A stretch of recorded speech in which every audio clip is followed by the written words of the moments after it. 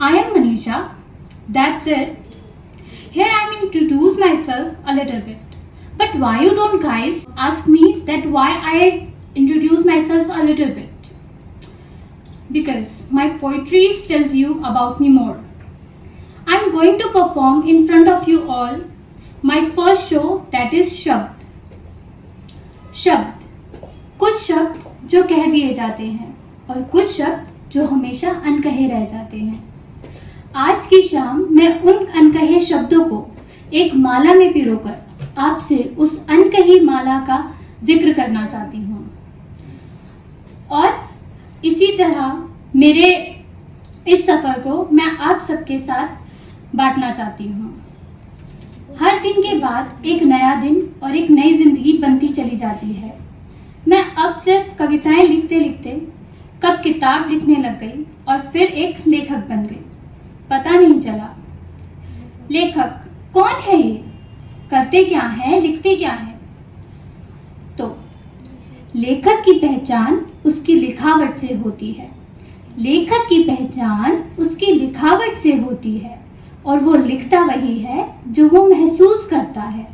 वो लिखता वही है जो वो महसूस करता है और वो महसूस तभी करता है जब अपनों के साथ होता है. तो इस लेखक बनने के सफर में हमेशा शुरुआत होती है किसी और के होने से जिसके लिए हम लिखते हैं. बट मेरे केस में ये ऑपोजिट था. मैंने खुद से लिखना शुरू नहीं किया, मुझे लिखवाना शुरू किया गया. मैं खुद से कभी मैंने सोचा ही नहीं था कि शायद मैं कभी खुद से कुछ लिखूंगी भी.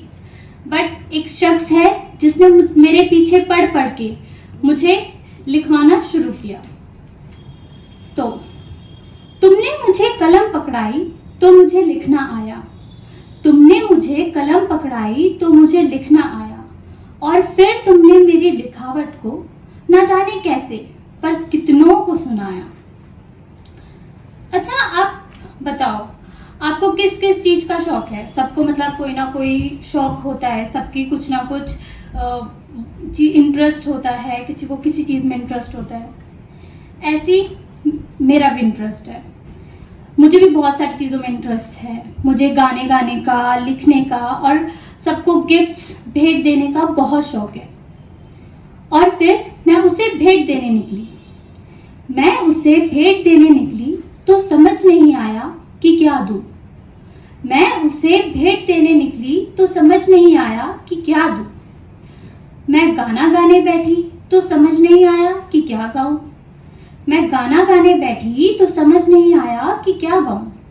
फिर मैं खत लिखने बैठी तो समझ नहीं आया कि मैं क्या लिखूं. उस शख्स के आगे गीत, अल्फाज और भेंट सब हार गए. अब मुझे फिर समझ नहीं आ रहा कि मैं क्या दूं. अब मैंने तो दिया नहीं भेंट, पर उसने दे दी मुझे एक भेंट. वो भी बहुत ही सुंदर सी, अच्छी सी, बहुत प्यारी सी भेंट. शायद उसने ये भेंट बहुत सोच समझ कर दी होगी. मगर ये तो बताओ क्या दिया उसने? क्या आप जानने के लिए एक्साइटेड है? तो उसने मुझे दिया भेंट में एक सोलो डेट. हाँ, सोलो डेट. मेरे अंदर खोई हुई कवि या यू कैन से इट लेखक से उसने मुझे मिलवाया. मैं पहली बार अपनी सोलो डेट के लिए गई थी सीपी की सड़कों में, हाथ में फूल का गुलदस्ता लिए मैं सीपी में घूमती रही. फिर जाके एट द एंड में बैठी कैफे कॉफी डे में. वहां पे मैंने कुछ डेजर्ट ऑर्डर किए और फिर मैंने अपनी पोइट्री को लिखना शुरू किया. शायद इतना मैं कभी भी एक्सप्लोर नहीं कर पाई चीज़ों को जितना मैंने उस दिन किया, क्योंकि उस दिन मैं सिर्फ अपने साथ थी. उस दिन मैं खुद से मिली. उसने जाने या अनजाने मुझसे मिलवाया. तूने मुझसे मुझको मिलवाया. एक दिन जिंदगी का मेरी खास बनाया. खुशियां थी एक दिन में इतनी कि अब पूरी जिंदगी को उस दिन जैसा बनाया. देखे जो ख्वाब थे मैंने अपने, तूने अपनों से पहले उनको अपनाया. मेरे ख्वाबों को पूरा करने के चक्कर में ना जाने खुद पे कितना सितम बरसाया. मैं खुशनसीब हूँ बहुत, मुझे हर बात पे महसूस करवाया और मेरी जिंदगी का हर दिन उस दिन जैसा बनाया। अब इस दिन के बाद मैंने सब कुछ लिखना इसी तरह शुरू कर दिया। मैं लिखती गई और वो सिर्फ सुनता गया मेरी बातों को, मेरी लिखावट को। मैंने उसे क्या क्या नहीं सुनाया। मैंने उसको सुनाया बारिश पर। इस बारिश में एहसास तुम्हारा है, इस बारिश में एहसास तुम्हारा है। बारिश के आने से सभी यादें ताजा हुई दोबारा हैं। फिर मैंने उसको सुनाया गुजरती हुई राहों के मोड़ पर। जब हम किसी राह से गुजरते हैं तो वहां पे अलग अलग मोड़ पड़ते हैं ना, राइट, लेफ्ट, स्ट्रेट। तो मैंने उसको उन्हीं मोड़ के बारे में सुनाया। रास्ते से गुजरते हुए हर मोड़ को देखा मैंने। यकीन ना हुआ खुद पर, कैसे चारों ओर तुम दिखे मुझे। कांधे पर गिटार तुम्हारे, हाथों में था फूल हमारे। कांधे पर गिटार तुम्हारे, हाथों में था फूल हमारे। ऐसे चल दिए दो हमराही, हाथों में हाथ डाले। और तो और अब मैं उसको पाने और खोने पर भी लिखने लग गई। उसको सुनाने लग गई कि पाना, खोना, ये वो। तो खुद को खोकर तुझको पाया, पाया तुझको खुद को खोकर। क्या फर्क है इन दोनों बातों में? जो मुझे पाना था वो तो मैंने पा ही लिया और तुझको अपना साथी बना ही लिया। ऐसे ही मेरा लिखना खत्म नहीं हुआ और उसका सुनना बंद नहीं हुआ। बाय द वे, यहाँ बहुत से लोग होंगे जो, स्पेशली लड़कियां, जिन्हें मतलब बोलने का बहुत शौक होता है। वो बोलती रहती हैं, चाहे वो बेफिजूल की बातें हो। और जितने भी मतलब जेंट्स हैं, जो भी मेंस हैं, वो उनका काम सिर्फ होता है सुनने का। लेडीज कितनी भी बकवास करें, वो सिर्फ सुनते रहते हैं और हमें मिलाते रहते हैं, चाहे उन्हें समझ आए बात या नहीं समझ आए। तो ऐसे ही मैं किसी से कम थोड़ी ना हूँ। तो मैंने भी क्या किया, लिखना शुरू किया और मैं किसी भी बात को बोलने लग गई, बताने लग गई। अब मैंने अपने सारे बेफिजूल शब्दों को एक डोर से बांध दिया। वो भी तब जब वो मुझे मेरी माँ के जैसा डांटने लगा, अपनी चीजों से पहले मुझे रखने लगा और जब वो मुझको बड़ा लगने लगा। चलो अब कुछ बातें तुम्हारे लिए लिखी जाएं। चलो अब कुछ बातें तुम्हारे लिए लिखी जाएं। तुम जो बात बात पर मेरी माँ बने फिरते हो ना, वो अब अच्छा सा लगता है। तुम जो हर बात पर पहले मुझे देखते हो, अब वो अच्छा सा लगता है। कोशिश कितनी भी कर लूं तुम जैसी बनने की, पर वो अब मुश्किल सा लगता है। ना जाने कैसे मेरे साथ रहते रहते तुम इतने बड़े हो गए, अब वो ना समझता लगता है। मैं बोलना चाहती हूँ बहुत कुछ, तुम्हें बहुत कुछ बताना चाहती हूँ, पर अब वो शब्द अनजाने से लगते हैं। ये सब लिखने और बोलने के बाद भी तुम्हारे लिए कुछ भी कहना सब बेफिजूल सा लगता है, बेफिजूल सा लगता है, बेफिजूल सा लगता है। अब वक्त आता है तब का, when I was so in love and I was always in my imagination. Now it's time to taking you all into my imagination, and I hope you feel the same for your loved ones. So I hope my imaginations are going on well. We are just on a walk, put hands in hands for long. All the exasperation and chaos get off, and it happens when we are just on a walk. Under the stars between the air, you hold my breath and covering the distance between us, and it happens when we are just on a walk. She finds the peace in this cloudy adobe when she hold his hand and feel the veins like string, and it happens when we are just on a walk. If you relate this, then you know that when nobody understood you, but there is always a person who cares about you. Maybe that period of time you don't know, even you don't want that somebody can help you. So at that moment you don't feel that, but when time passed, then you realize that at that moment of time that he is with me, she is with me, or she is not with me. You know each and everything after time passes. Okay, Then sometimes you want to say thank, even you are not able to tell them what you feel about them at that time or right now. Then you feel that will he understand, will you understand or not? Then I wrote something for that. When I was lost in the dark, you pulled me out from it. Sitting beside me, holding my hand, you made me laugh even when I didn't want to smile. You endured my madness. How can I thankful for being with me through every phase of my life? Will you understand my unspoken words? Will you? I was in my lowest phase of my life. I think my parents were wrong, and why they don't like me, like my other siblings, and all means that's all just my overthinking. Not at all. Maybe they were right at their place, and I was also right at my place. But the main thing is, I was not understand what they want, and they also don't understand at the time what I want. But I have one person, so I thought at that moment that he is the only one who is mine, and all. He understands me and so many things. So I write for this. You gave me wings to fly. The world made me worst, but you believe in my. You gave me reason to live a life without judging me on that time. I was screaming inside, you hugged me and calmed my mind. I was wrong, but you were right. You was, you are, and you will be. Always stand by my side.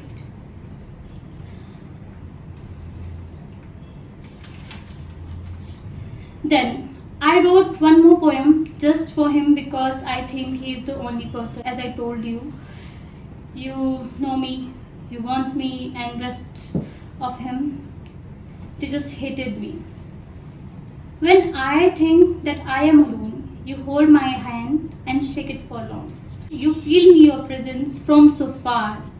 Your little gesture feel me so special. I'll be departure where only we will. As soon as needle of clock turn a half, I have to come back in this world that full of harsh. You will take me away from this adobe. I'll be the princess and you will be the queen of that palace in that city. And I just wrote 2-3 poems more about him. तुझसे मेरा राब्ता पिछले जन्मों से है. इस जन्म मैं फिर से आई हूँ तेरे लिए, सिर्फ तेरे लिए. आज फिर से बनाया है मैंने खाने में जो पिछले जन्मों से तुझे पसंद है. तेरे लिए, सिर्फ तेरे लिए. बांधे जो धागे थे मैंने पिछले जन्मों में, इस बार फिर से बांधने आई हूँ उन्हीं धागों को. तेरे लिए, सिर्फ तेरे लिए.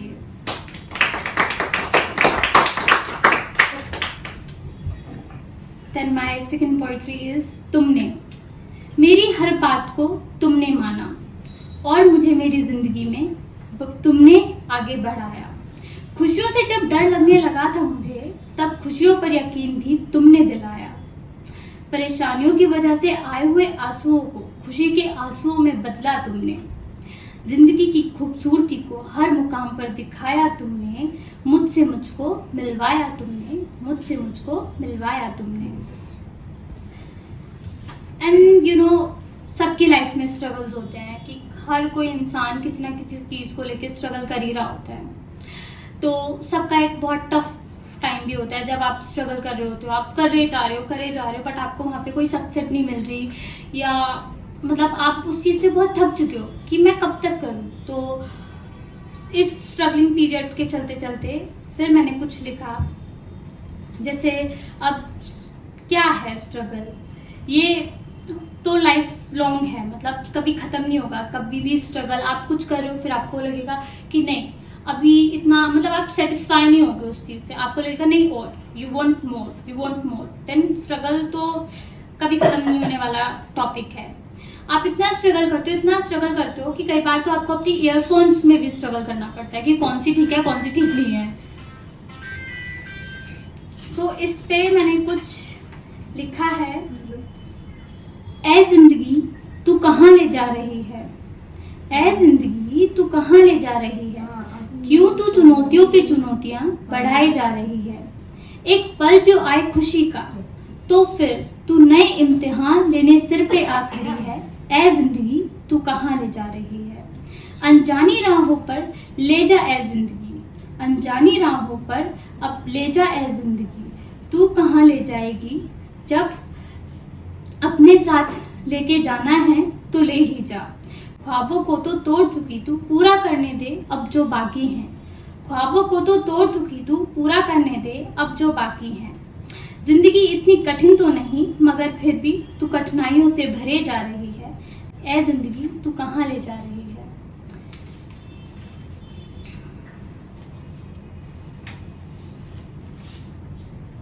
अब इमेजिनेशन तो बहुत कर ली, मतलब ऑलमोस्ट इमेजिनेशन तो चलती रहती है। अब मुझे सिर्फ इमेजिन नहीं करना था, I really want to meet him, तो मुझे मिलना था। अब मुझे मिलना था, मैं सिर्फ इमेजिनेशन में नहीं रहना चाहती थी। मैं तुम्हें सिर्फ देखना नहीं चाहती, मैं तुम्हें सिर्फ देखना नहीं चाहती, मैं चाहती हूँ तुमको महसूस करना।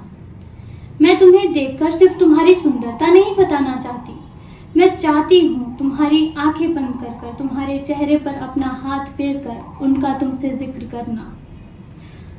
तुम्हारे पास मैं सिर्फ बैठना नहीं चाहती, मैं चाहती हूँ तुम्हारी अनकही बातें सुनना। मैं सिर्फ तुम्हारी आंखों में देखना नहीं चाहती, मैं चाहती हूँ तुम्हारी आंखों के लफ्जों को बुनना।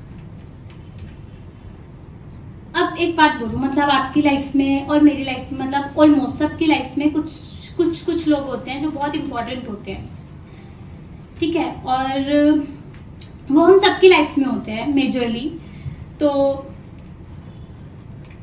वो हमारे लिए बहुत ज़रूरी होते हैं, बहुत ज़्यादा ज़रूरी, जो हमारा हर जगह साथ देते हैं और मतलब हमारा जितना सपोर्ट कर सकते हैं उतना सपोर्ट करते हैं, बट वो कभी भी ना हमें शो नहीं होने देते। उनकी आदत होती है कि सिर्फ हमें देखना, वो अपने बारे में कभी कुछ नहीं सोचते। और वो इंसान होते हैं हमारे मम्मी पापा, सिर्फ वही लोग होते हैं जो हमारे बारे में सिर्फ सोचते रहते हैं, भले ही वो हमें डांट ले, बट उनकी डांट में भी ना कहीं हमारे लिए कुछ अच्छा ही छुपा होता है, जो शायद हमें उस टाइम पे बहुत बुरा लगता है, बट बाद में जब आप एक पीरियड ऑफ टाइम पे या एक जगह पे आते हो ना, जब आपको लगता है कि नहीं दे वर राइट, तो ये है। मैं बहुत नाराज रही अपने मम्मी पापा से, इनसे बहुत कुछ शायद गलत भी बोला मैंने, इनकी बात भी नहीं मानी कई बार, बट वो मेरी लाइफ का सबसे वर्स्ट टाइम था, क्योंकि ना मतलब मैं ऐसी थी अपने घर में कि मुझे सब प्यार करते थे, मेरे सारे फैमिली मेंबर्स, बट जब मुझे उनसे प्यार मिलना कम हो गया तो मैं फ्रस्ट्रेट होने लगी, मुझे गुस्सा आने लगा, बट शायद वो सब कुछ मेरे लिए ही हो रहा था, कि शायद वो चीज़ें मेरे लिए हों, बट वो अपनी जगह ठीक थे, मैं अपनी जगह ठीक थी। तो पेरेंट्स से ज़्यादा तो आपके लिए कोई नहीं कर सकता, पर मेरे लिए जो मैंने किया वो मेरा सबसे वर्स्ट टाइम था, और मेरे पास उस चीज़ का हक नहीं था। शायद जो मैंने उनके साथ किया मुझे नहीं करना चाहिए था, ये गलती थी जो हो गई। शायद मैंने बहुत परेशान किया आपको और बहुत कुछ कहने को है, मैं समझ नहीं पा रही कहाँ से शुरू करूँ कहाँ से कहाँ खत्म करना है। आज मेरी लाइफ के इस पहले शो में मैं सबसे पहले अपने पेरेंट्स को सॉरी बोलना चाहती हूँ, जो भी शायद मैंने उनके साथ गलत किया, जो भी मतलब उसमें कुछ भी हो, XYZ, छोटी छोटी चीजें या बड़ी बड़ी चीजें, उनको दिल से सॉरी बोलना चाहती हूँ।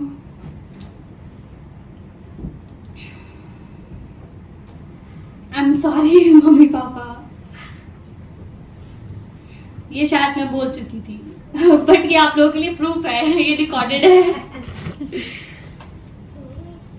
तो अब मैंने एक पोएट्री मतलब मैंने अपने मम्मी पापा के लिए लिखी है, तो प्यारे हो आप मुझे आज भी, प्यारे आप मुझे कल भी थे।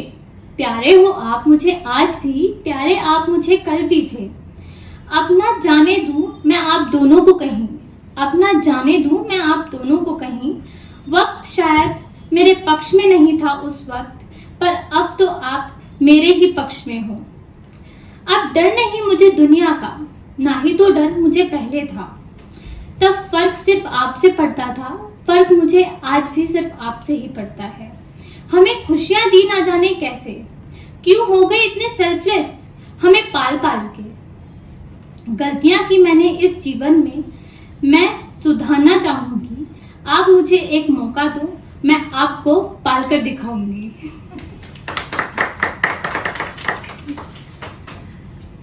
अब मम्मी पापा के लिए बोली तो एक जो यहाँ पे और एक इंसान बैठा है जो मुझे बहुत सपोर्ट करता है, बहुत टाइम से करता है, और उसने स्क्रिप्ट पढ़ी है प्रॉपर, बट उसको फिर भी नहीं पता कि ये पेज उसमें इंक्लूडेड था। ठीक है, तो सबकी लाइफ में अपना एक सफर है, सबका एक नया सफर है। मैंने ये सफर शुरू किया, या जिसकी वजह से ये सफर शुरू हुआ, तो वो है अनव। एक बहुत बड़ा सा thank you, special thank you to him, just because of I'm standing here and he is the person behind my all poetries। तो मेरा पहली पोइट्री है उसके लिए सफर। मेरी जिंदगी के सफर को तुमने खूबसूरत बनाया, जाने अनजाने मुझे रोते हुए कितनी बार हंसाया। जिंदगी में लोग तो बहुत हैं, पर मैंने सबसे खास तुम्हें बनाया, और मेरी जिंदगी के इस सफर को तुमने बहुत खूबसूरत बनाया। और ऐसे ही आप सबके सामने मेरे जीवन का ये पहला शो शब्द खत्म होता है। Thank you so much for all, उन सभी के लिए जो लोग यहाँ आए, जिन्होंने मेरी पोएट्री सुनी, जिन्होंने अपना इतना कीमती वक्त मुझे देने का मतलब मुझे दिया। तो आप सबको thank you so much. That's it.